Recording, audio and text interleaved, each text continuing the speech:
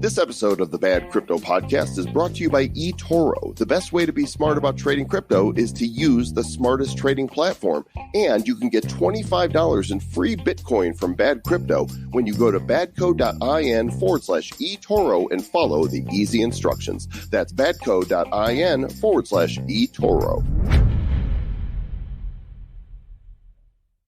Blockchain and data go together like peas and carrots. And when you think of all the industries that require their data to be secured, the list goes on and on. And today we've got a special Blockchain CMO segment featuring Jason Manningham, the general manager at Blockgraph.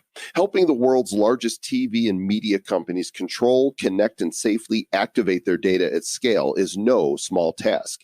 And today, Travis and Donny Dvorin of Never Stop Marketing dive deep onto how blockchain technology allows for the fast and seamless transfer of data in a protected way. Blockchaining all of the things until there are no more things left to blockchainify. We're glad you're here for episode number 349 of the Bad Crypto Podcast. 5, 4, 3, 2, 1, 0, ignition. Who's bad?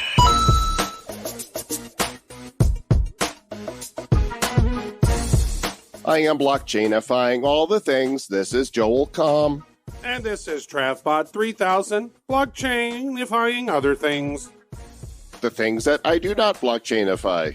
That is correct, because he's sometimes sloppy with his blockchainification.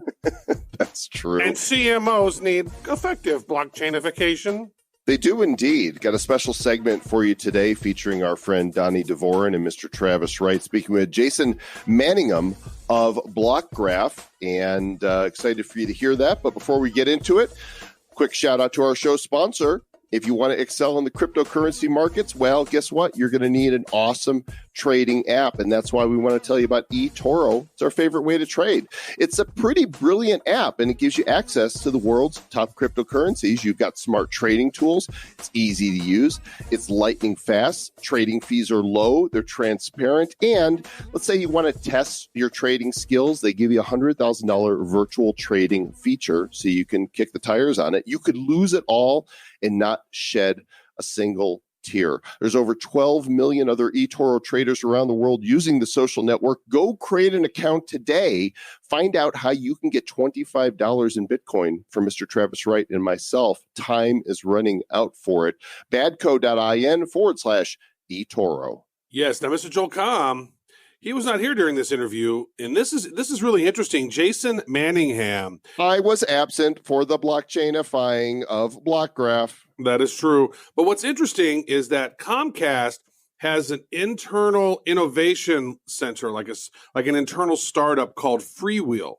And Jason Manningham, he has been there. He's been the vice president of operations for that for a long time. But then in May of 2017, one of the projects called Blockgraph, he took the leadership on. So this is not just a crypto project. This is a crypto blockchain project built within a very large enterprise that you probably not heard about.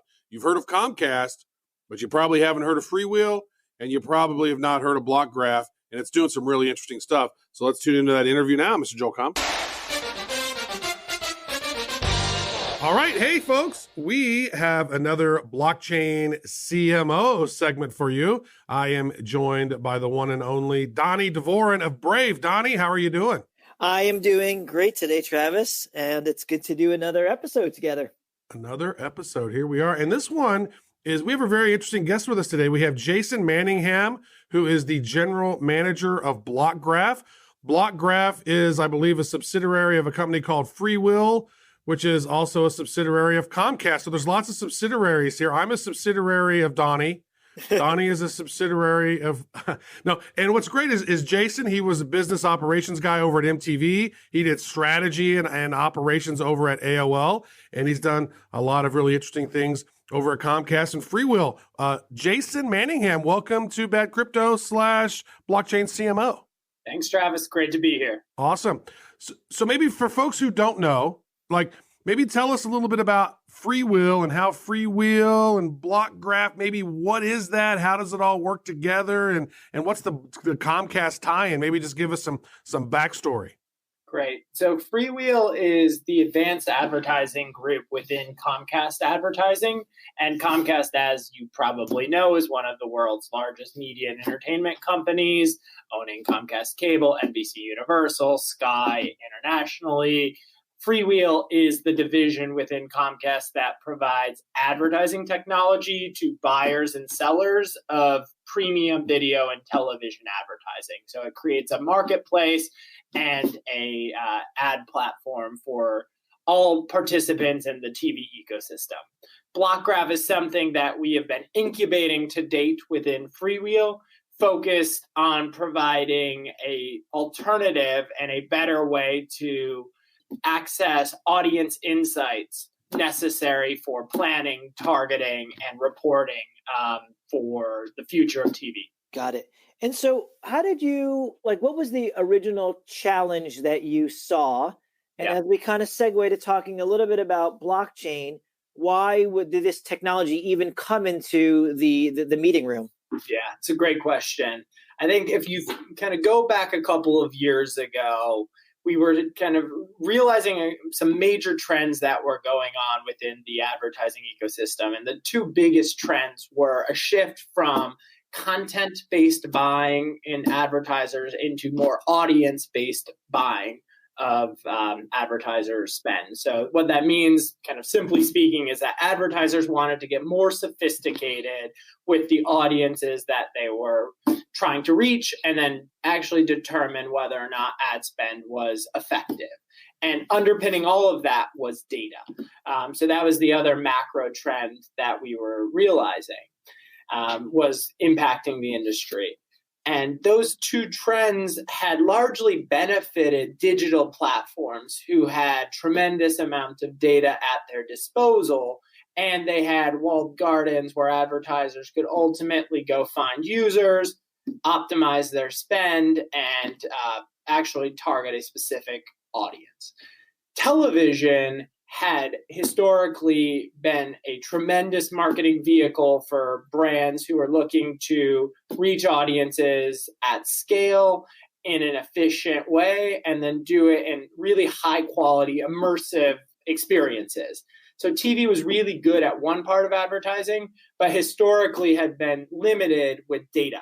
So our kind of challenge was to help TV as an industry, as a platform, apply some of the similar capabilities that you saw in digital around data, but do it in a way that's really respectful of the various parties involved in the ecosystem. And I think the biggest reason why we were drawn to blockchain and blockchain-like systems was that in TV, there's a different supply chain than digital. In TV, you have distributors of content, video distributors, multi-channel video programming distributors, or MVPDs as we call them here in the US. So the folks who actually distribute content to audiences.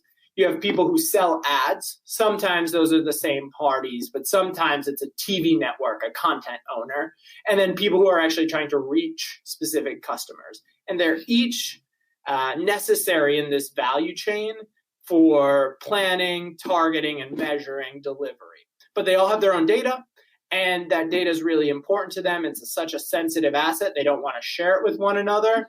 So we needed a way to connect those audience insights without having to centralize the data. So blockchain was a tool that we recognized being really, really valuable in that exercise.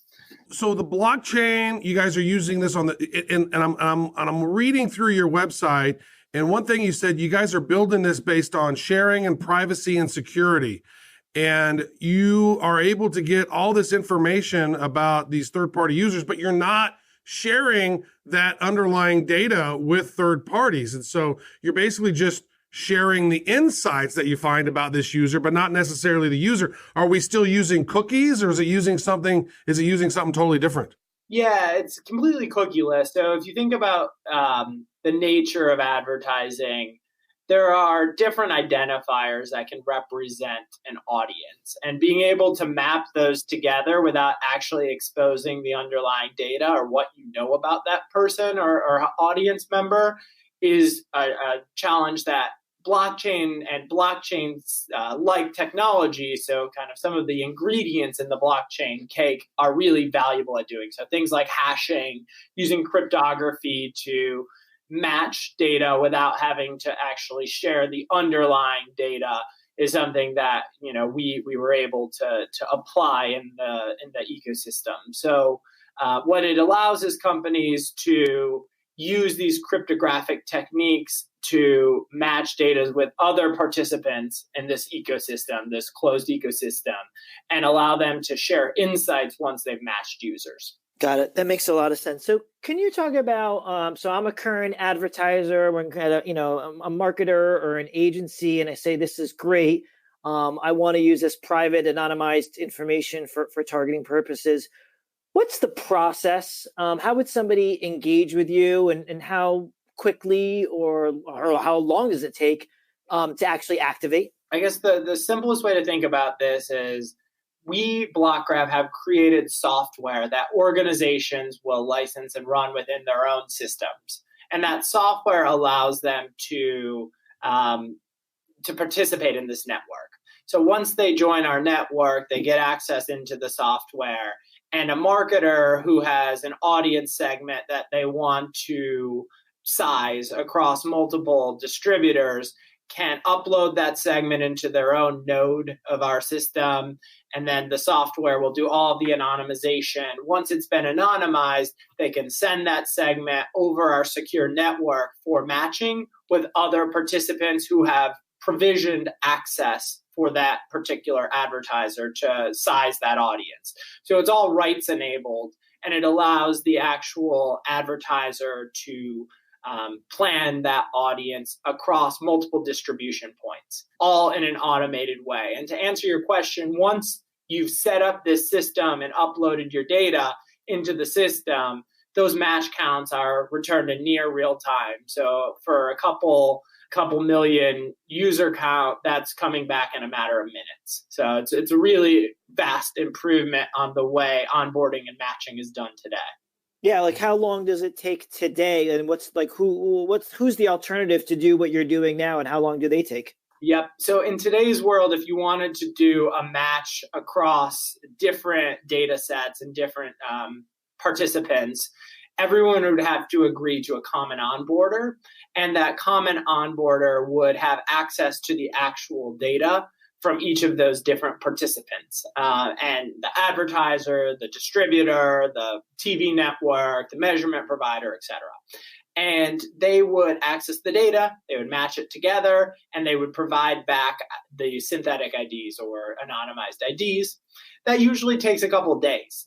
So we're kind of going, and that may not seem like a lot, but when you're doing hundreds of campaigns a year, those days quickly add up, and they can really impact cycle times for trying to get a campaign live. So we're cutting that process down from a couple of days into minutes. So it's vast efficiency improvement. That's amazing. Now, I remember a couple of years ago, I was watching a basketball game. It was Game 7 of some NBA matchup. I don't know, it was some playoff. And I remember as soon as the game was over, the very first ad was like a diaper ad or a children's food ad. The next ad was a women's hygiene product. And then the next ad was like a gay chat. And I was like, good Lord, like the targeting on this is just completely horrible. None of these are relevant to me at all.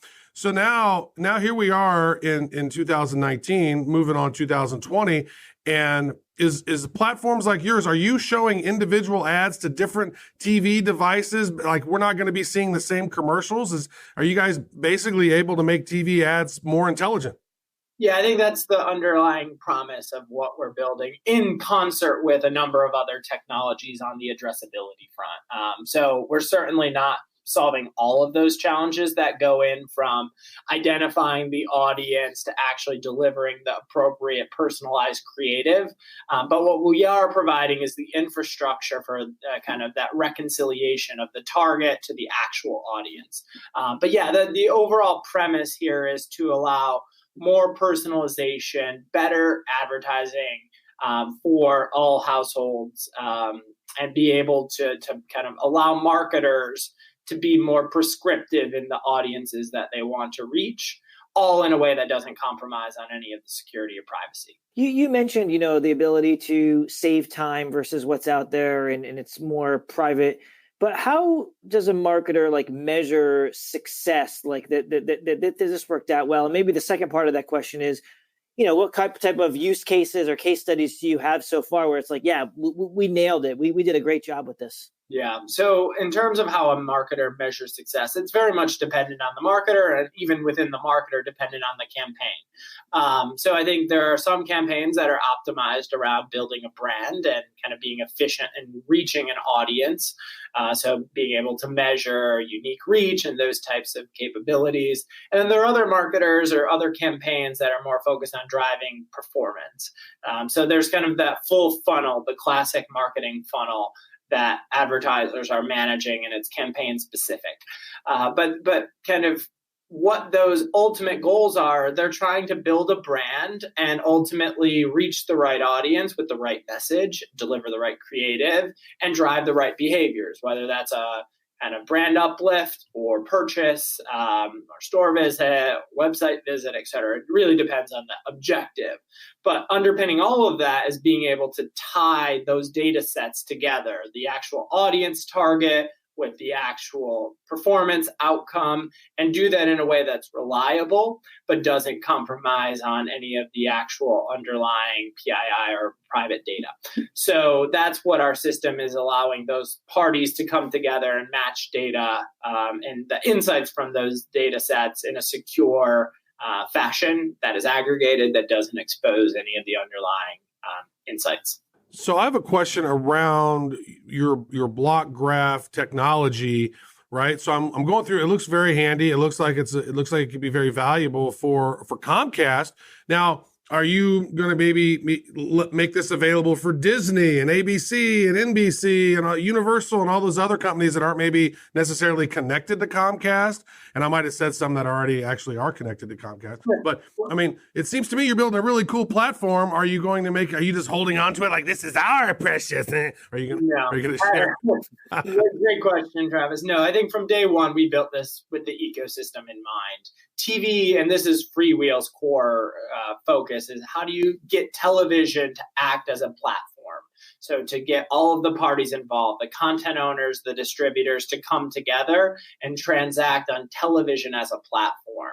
And Blockgraph is no different than that. We're really focused on providing this solution to all parties in the TV ecosystem. Folks on the MVPD side like Comcast, Charter, Cox, etc.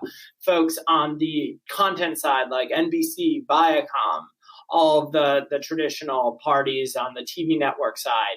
And then on the advertiser agency side, high quality data providers and advertisers themselves who have some data that they need to activate across the ecosystem. So we're providing a platform that is agnostic and available for the entire ecosystem.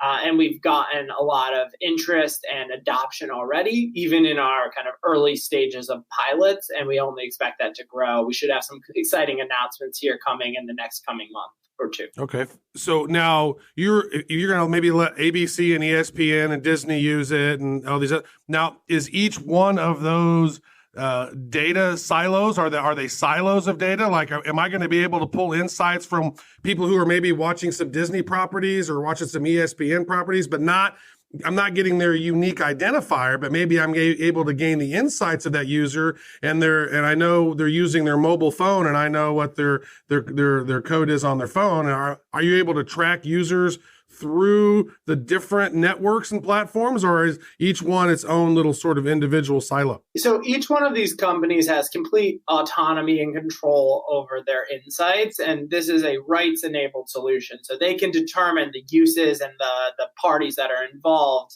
in accessing insights across their own garden. What we're providing is the ability to connect those and to provide the foundations for the appropriate questions to be asked to the appropriate parties. And then if those parties want to answer those questions around, for this audience of 1,000 truck enthusiasts, what is their average kind of exposure count in your footprint? this system will allow them to do that. So we don't recommend sharing individual data, nor does our system facilitate it. But what it does allow is the ability to ask questions amongst each other for aggregated insights. That makes sense. You had mentioned pilots and testing right now. Can you talk about where you are in your life cycle? So if I'm working for an agency or a marketer and I say, this sounds great, like I actually want to use this for my matching of data, can I access Blockgraph today, or what's the date where anybody or any advertiser can use it? Yeah, so we're actually actively rolling out a series of pilots across the advanced TV ecosystem. So MVPDs, TV networks, TV resellers, agencies, and advertisers. So if there's an advertiser or agency who's interested, we would love to consider them as part of our pilot program. So we're actively testing this technology, putting kind of our case studies together. And we've done a series of proof of concepts here internally at Comcast and NBC to validate it. And now we're rolling it out to the broader ecosystem, a lot of names to follow in the coming months. It's fascinating stuff. Now, so the audience for this show, Bad Crypto, or there could be all kinds of different folks, developers and some people in advertising. But as we spin this off into its own platform and its own show, the Blockchain CMO, which will have its own channel, there's going to be more and more, agencies and CMOs listening to this show. And so if you maybe had the opportunity to give them a shout out and tell them why Blockgraph and why Freewheel is the solution they need to be checking out, now's your chance. What would you tell those folks? Yeah, I think if you believe that there will be a continued focus on audience-based media, so buying, planning, measurement, et cetera, and you want a better, faster, and more sustainable way to activate your data, then I think Blockgraph is the way to do it. And we are very much eager to do this across the advanced TV ecosystem because we see that as the biggest pain point. I think brands who are both data-driven and care a lot about high-quality, immersive experience and brand safety, I think this is the perfect solution for you. That's great. And so you talked a lot about advanced TV. Obviously, there's a whole world outside of TV. TV is one of the areas where our whole advertising ecosystem is really focused on CTV and OTT and that. But obviously, display and regular video, millions or billions of dollars being spent there. When is the day, or does this translate to more traditional digital media? Yeah, it's a great question. We are focused for now on the advanced TV ecosystem and all of the platforms that you mentioned: linear TV, data-driven linear, data-driven addressable, and connected TV, OTT, et cetera. So more premium, long-form content where we see there being a big need, and there's frankly a big market opportunity there. When it comes to the broader digital ecosystem, that's certainly something we're thinking about, but not in the foreseeable future, likely not in the coming months. Will that be a core focus? But certainly see that as a need as well, as advertisers are really trying to reach their audience in an omni-channel way. Obviously, those audiences are not just in the TV ecosystem, but we think that's a huge pool of audience and a big need in the ecosystem, so we're staying focused there for the time being. How did Blockgraph get created? Because you're at a big conglomerate like Comcast. That's huge. I use them for my cable, for my home security, and it's like, I just moved to a new condo, and so I got set up with It's been great so far.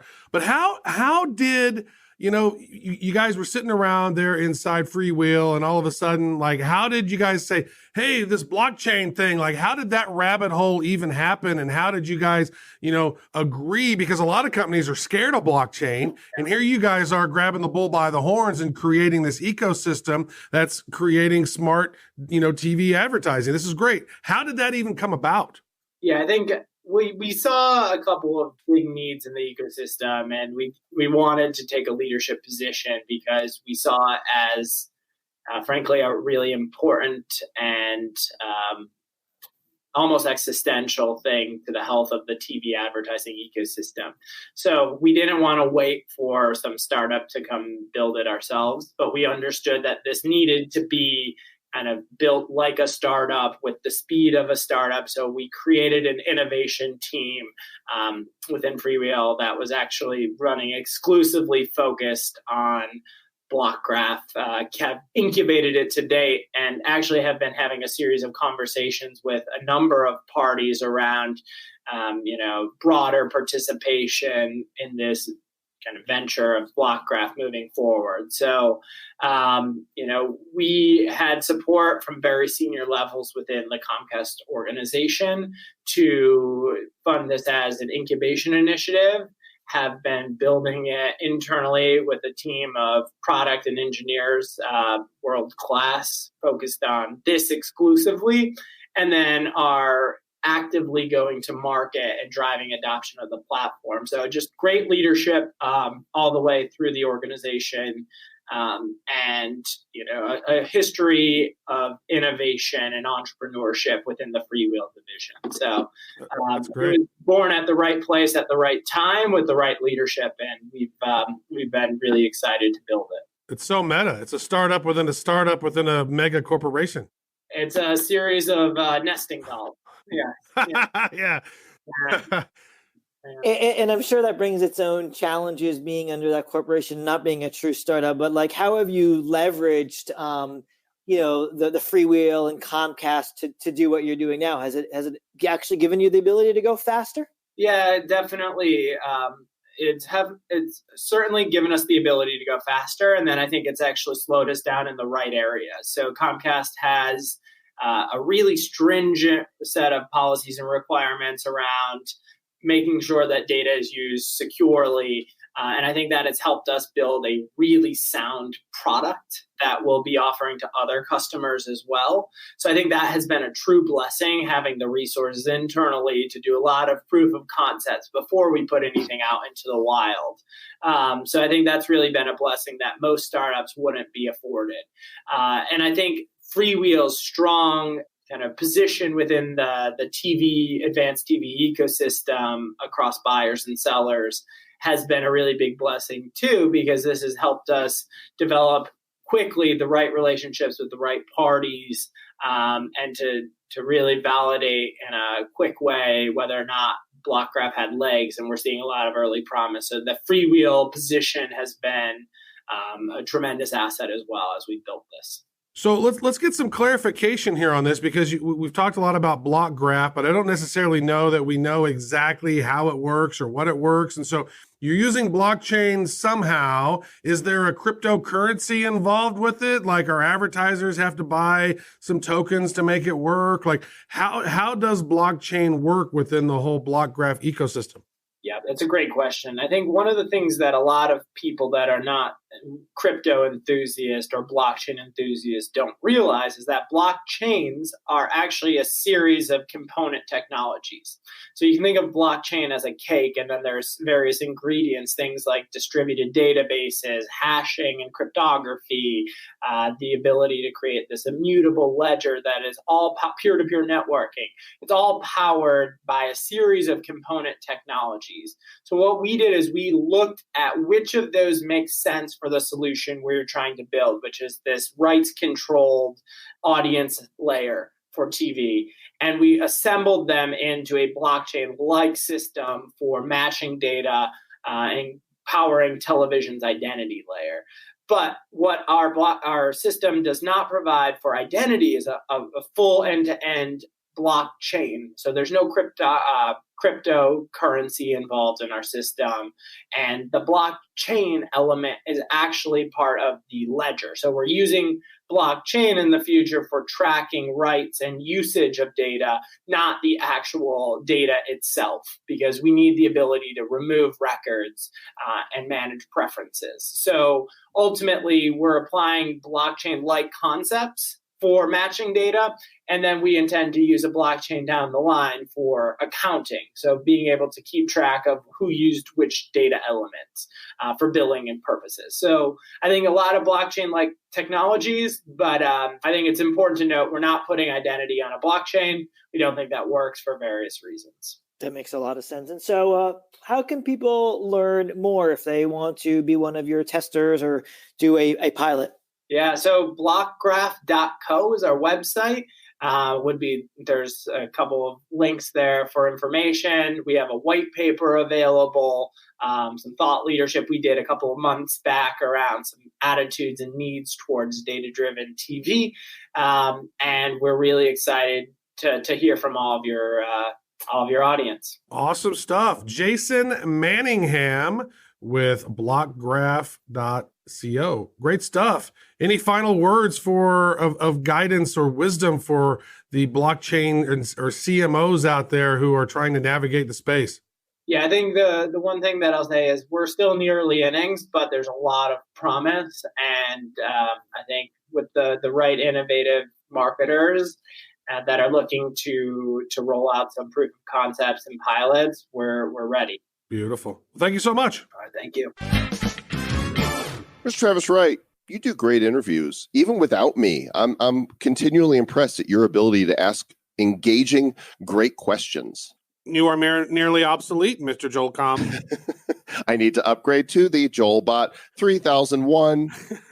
Once you become fully operational, you too will have great questions. You know, when I'm fully operational, I won't even need to be blockchainifying anymore. I will be fully blockchainified myself. Oh, man, that's exciting. I appreciate the kind words. It's weird doing all these interviews in the blockchain CMO stuff without you, though, Mr. Joel Com. But it's very interesting topics. I think there's some really interesting people out there using blockchain in unique ways, and that's why we're here to explore all of that good stuff. And these particular are really interesting for marketers and people who are maybe a CMO within an organization and how blockchain and some of these projects can impact them. So they need to pay attention. Disruption is indeed coming. And speaking of disruption, our other sponsor for this episode, MobiPay, is disrupting the crypto world with their MobiPay ecosystem.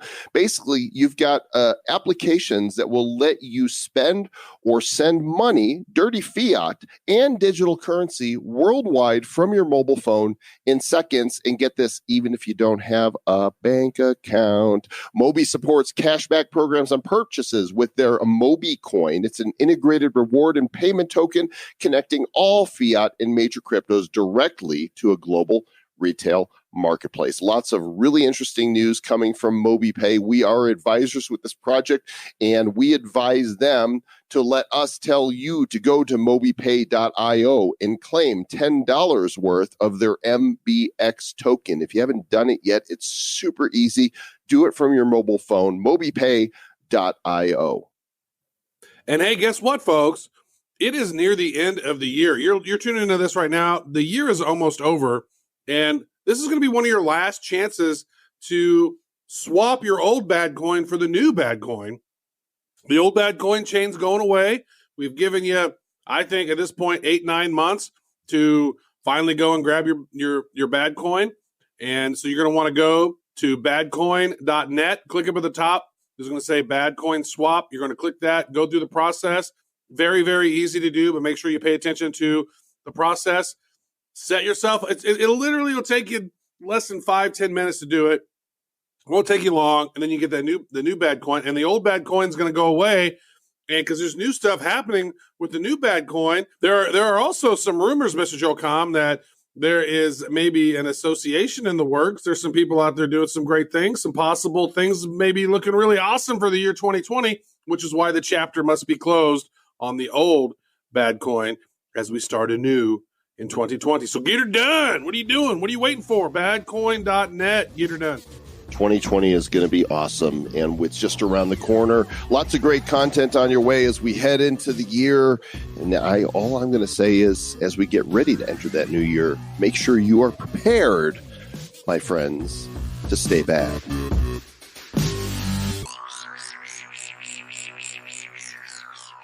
The Bad Crypto Podcast is a production of Bad Crypto LLC. The content of the show, the videos, and the website is provided for educational, informational, and entertainment purposes only. It's not intended to be and does not constitute financial, investment, or trading advice of any kind. You shouldn't make any decisions as to finances, investing, trading, or anything else based on this information without undertaking independent due diligence and consultation with a professional financial advisor. Please understand that the trading of Bitcoins and alternative cryptocurrencies have potential risks involved. Anyone wishing to invest in any of the currencies or tokens mentioned on this podcast should first seek their own independent professional financial advisor.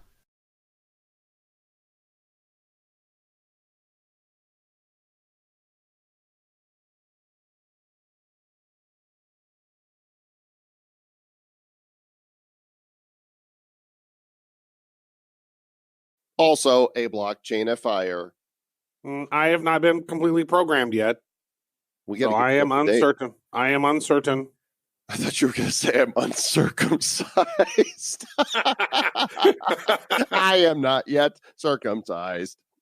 My robotic penis is not yet complete. My metallic foreskin gets in the way. But we can't do this. We can't do this on a Blockchain CMO episode. That's not right. We can't do that. It's not quite CMO worthy. I don't know. Pretty funny though. Pretty good.